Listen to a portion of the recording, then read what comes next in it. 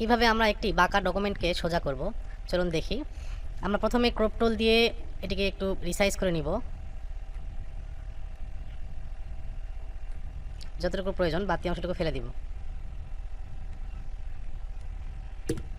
And control A press করব এবং control T press করব।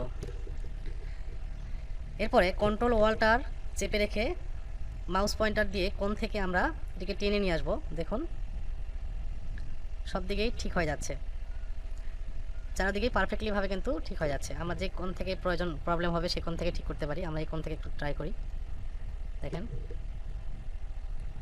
এটি কিন্তু সোজা হয়ে গিয়েছে। ইন্টার দিলেই হয়ে যাবে। আমরা আরেকটিভাবে করতে পারি। আমাদের এখানে কন্ট্রোল টি দেওয়ার পর দেখবেন এখানে ওয়ার্প টুল নামে একটা টুল রয়েছে। এই টুলটি দেওয়ার পর আমরা যেখানে প্রবলেম সেই সাইড থেকে আমরা এইভাবে মাউসের মাধ্যমে চেপে ধরে মাউস পয়েন্টার চেপে ধরে আমরা ঠিক করতে পারি। ধন্যবাদ সকলকে।